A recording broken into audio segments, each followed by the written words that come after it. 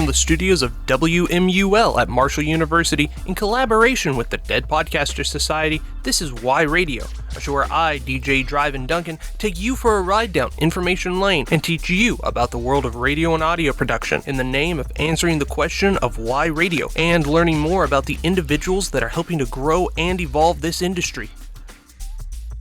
For this inaugural episode, I decided to turn to a mentor of mine for helping in answering the question of why radio. I sat down with Dr. Robert Quicke, the director of Marshall University's W. Page Pitt School of Journalism and Mass Communications. Hailing from the UK, Quicke has had a long career in radio, podcasting, and teaching. Alongside leading Marshall School of Journalism, he also leads the World College Radio Foundation. At least, that's what I knew before talking with him. This show is about exploring the possibilities of radio, and so I knew the first thing I had to ask about was what got him into radio. He talked about his childhood, staying up listening to radio to the crack of dawn, amazed by the way radio allowed someone to sound like they were right in the room with their listener. The magic of radio. Radio always seemed like it was a very personal relationship, that someone wasn't just talking to a mass audience, that they seemed to know that I was listening in my bedrooms. What caught my attention was how Quicke's career started. At that time, in the UK, college radio wasn't a thing like it was in America, and so his first DJ position was in an unlikely place, a hospital, playing music throughout the day for patients and hospital staff. The idea was, if you wanted to get involved with a radio station, you go to your nearby hospital and say, can I volunteer? It wasn't like Real FM or anything like that. It was very much to a captive audience. People were stuck in their hospital beds. I wouldn't say it was glamorous. We were there to entertain and cheer them up. The one thing that stood out to Quicke about that job was the music requests. More specifically, how similar they all were. It was fun though, because you'd go around the wards and you would interact with the patients and you'd say, what do you want? And the names that I got all the time was, and they didn't excite me at all, was, we want Frank Sinatra and we want Roy Orbison. And I'm like, is that all you listen to? Frank Sinatra, Roy Orbison? Even though he wasn't excited by the constant sounds of Sinatra, he still loved the moments that let him feel like a real DJ. For Quicke, simply making content that is heard by others is what keeps him interested in radio. You would live for the moment when you could play your own music. And that felt real. When you were playing it on the air, you knew that someone was listening. That was the thrill of radio. Quicke talked about the intimacy of radio a lot during our conversation. He's amazed by how it connects listeners through their imagination and memories.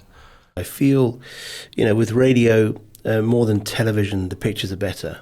Because radio really asks you to imagine in your own mind a scene, a scenario. If I say, imagine sitting on a front porch and a lovely evening and the sun's going down, it's starting to get dark and the stars come out, all of us would conjure up an image of a front porch somewhere from a certain house that they might remember from childhood or even right now. There's a layer of fun when it comes to radio and how it intertwines with the world of imagination. It's why radio shows like The Lone Ranger and even the old Superman radio shows were so popular in those days. Just like a novel, listeners are given free range to explore the world that is being described to them. It's why sports broadcasters make sure you can hear the crack of the bat in the distance and the roar of the crowd after a touchdown. During my own shows, I try my hardest to posit myself as a passenger in the car cruising along with listeners, telling them how my day has been. As we are both podcasters, our conversation naturally turned towards podcasting and its interconnectedness with radio. I was looking at Nielsen, for example, who do the studies and reports of American using radio, and they still say that Americans, on average, spend 3 hours and 54 minutes per day with audio content, whether it's radio or podcasts or streaming audio. Between 82 and 88% of Americans listen to terrestrial, that's AM or FM radio, weekly. That's about 293 million people. It's sort of very hip and trendy to sort of say radio's dead, radio's dying. It's still a true mass media that's reaching millions of Americans every day. I always tell people when we get to talking about that it's evolving. I mean, podcast is the clearest evidence of that. Podcast is sort of radio on demand. Podcasts as a format owe a lot to the medium of radio in terms of how it's structured. We clearly expect a beginning, an end, an introduction, the kind of conversational structure, and then a wrap-up. Our conversation quickly went down the road of comparing the two formats. We noted how similar podcasts were to morning radio shows. While radio is live, podcasts allow you to rewind and revisit sound bites that were especially interesting. Eventually, we circled around to talking about what Quicke teaches his students and what he teaches in his book, Finding Your Voice in Radio, Audio, and Podcast Production. that while the hosts and guests and conversation is key to having a successful podcast, the best content is content that matters to the one creating the content. The best content is content that is meaningful to you, that you talk about something that you actually have an idea about. If you just open the mic and you're just talking randomly about something that you haven't really thought about, it's going to be painful potentially.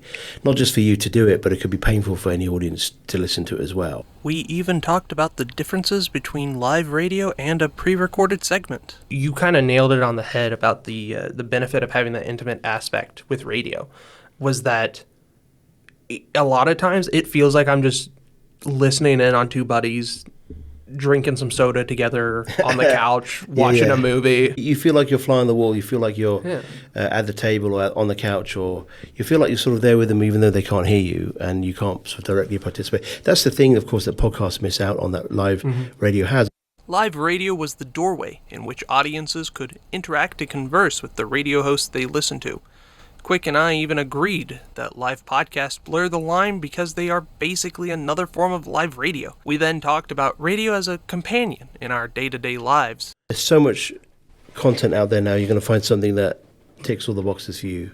My next door neighbour used to always be working on his cars, his classic cars, and have in his shop, his garage in the backyard, would have classic rock radio on. It's just like a companion in life, a companion in the darkness, and I think the best radio, the best audio content, whether it's radio podcast content, is content that reminds us that we are not alone. That last line stuck with me. I'm not just a radio DJ, I'm a podcaster. I'm the president of the Dead Podcasters Society that Quicke is the advisor for. One of the main lines for our meeting openers is, we listen to know that we are not alone. There's something about having this record of who you were at a point in your life, even if you're the only one listening to yourself. It's still, in a way, someone different. The person you were, not the person you are.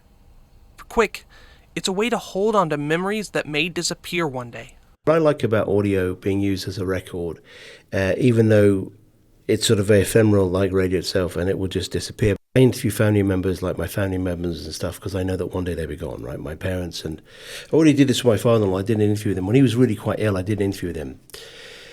And I just had the sense that I needed to do this. And so I talked to him about his life. Tell me memories and thoughts about your childhood. And he died 3 months later, right? And so suddenly, my interview with him was the only audio that anyone had of his voice. So we went to the funeral for my father-in-law. And I said, look, can I play at the funeral? Can I play just a clip? Because I asked him, what was your favorite memory of childhood?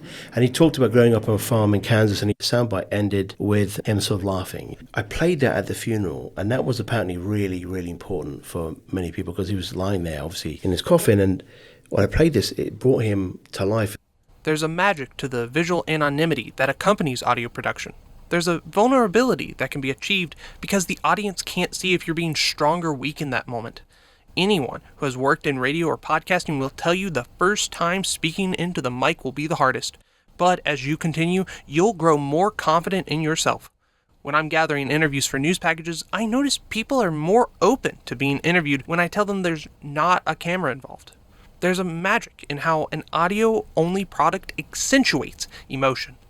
The absence of that visual data or information means we accentuate our listening. You can actually really hear things in people's voices. And also, it's not just in what they say, it's the pauses and the silences as well. One thing I've learned during my years at Marshall is that sometimes the best answer you can receive during an interview is silence. The conversation circled back around to the topic of Quicke's past. Specifically, what happened between his time working at the hospital and his first teaching job at the University of Chicago. I was at Oxford at a time. It wasn't my idea, but I was there when it happened. And the group of students said, hey, let's do what they do in America. Why don't we launch the first ever FM college radio station in the country? It never been done before. And we were part of a group of students who just figured a way how to do that. We just wouldn't take no for an answer from the government. And then myself and Damien Radcliffe, who's now chair of journalism at Oregon State, the other side of the country, he and I launched the first ever college radio station, Oxygen FM in Oxford. Our slogan was, if you want to reach the hearts and minds of students in Oxford, you need oxygen. Quicke's career was only beginning. After earning an English degree at Oxford, he went to the University of London Goldsmiths College, where he earned his master's in radio journalism. Life was great. He became the youngest morning radio show jockey in the UK with the Rob Quicke Breakfast Show, quickly reaching number 1. It wasn't all sunshine and rainbows, as his station was bought out and he would be laid off in the process. Because of a non-competitor clause in his contract, he couldn't find work at any radio stations and found himself working at a refrigerator factory to make ends meet. He remembered the factory would play radio during work hours, and every morning he had to listen to the DJ that took his job. His most vivid memory of his factory career was a conversation with a coworker on the conveyor belt. I remember this moment that someone was with me in the factory, and they called me DJ. My nickname was DJ. One day, this guy was working in the factory. He looked at me and he goes, and the radio station was broadcasting, blaring out. He goes, and this is what he said. He goes, DJ, it's a funny old world, isn't it? I said, what do you mean? He goes, you go from there, and he pointed at the speaker in the corner of the factory, near the roof. You go from there to here on the line, the conveyor belt line with the factory. It's a funny old world. And I said, you know what it is? But I made a vow to myself, a commitment to myself, a promise to myself that my career in radio was not over, that I would come back. While it wasn't a traditional career, he did eventually make a comeback, as he would land a teaching job in India, where he would help create the first ever postgraduate degree in radio in the country. We hung around the topic of the refrigerator factory for a little bit, digging more into Quicke's mindset during that time. While he was appreciative of the work, each story he told circled this tenacity he had for radio, this passion to share his voice over the airwaves. The key to any successful career, as well as achieving one's dream. It's an idea he talks with his students about. If you want to succeed in any career, you need tenacity, you need perseverance, and those early years are really hard. So they all have these dreams, and the reality of life is that it's hard. It's very hard. And my question to them is, how long are you going to give that dream? How long are you going to give it before you say, this is not working and I'm just going to go and give up and get a job that I never wanted to do? If this is something that you really want in your life and you're prepared for it, then you kind of have to accept no other option but success. The heart of this program is understanding the creative potential that radio and audio possess. It's a format that is unique to the other forms of media. It's as simple as writing. You don't need fancy equipment to start off. As Quicke tells people, all you need is a phone and a mug to hold up the phone to not block the microphone. One of Quicke's stances as a professor is that he needs to be a key example for his students, which is why he makes his podcast Quicke's Takes, which document his time as director of the W. Page Pitt School of Journalism and Mass Communications. I had one final question. Quicke was right. It is very easy to start podcasting. So I asked him point blank, if it's so easy, then why should someone go to school for this? He said it all comes down to this added level of professionalism that is found. What you learn at university, why this is still very, very important, is that you learn technique and you learn theory and you understand context and you understand why we do things the way we do. It's taking something that you could probably figure out on your own, absolutely, and do this, but it's taking it to a level where you're sort of more fully formed, and the idea is that you emerge with a degree and you're a well-rounded, educated individual that has a level of education that means that you are going to be that much more impactful in what you do professionally and that much more impactful as a member of society, that you're educated, you're cultured, and that you should be producing content and material at a level that you wouldn't be able to if you didn't have that experience. Radio and audio is a world built on tenacity and passion, but most importantly, growth. Like keep an audio journal, audio diary, just do 30 seconds, 60 seconds a day. Let's say you look back in a year, it's like, wow, that's really incredible. Because my life might be very different now. Do something for 10,000 hours, you'll become an expert in whatever that is. You are capable with audio and radio far more easily than with TV and video because it costs real money. You're capable of creating whole worlds and environments and stories and characters. The whole range and gamut of human emotions are possible relatively easily just by what you decide to record, the sound and what you write and what you say. The possibilities are sort of endless. Fun is at the heart of radio and audio, a world where sound comes to life to stimulate the imagination. That's why radio and audio is so relevant. That's our Why Radio moment for today. I want to thank Dr. Quicke for joining us on this cruise this evening and sharing his passion for the world of radio.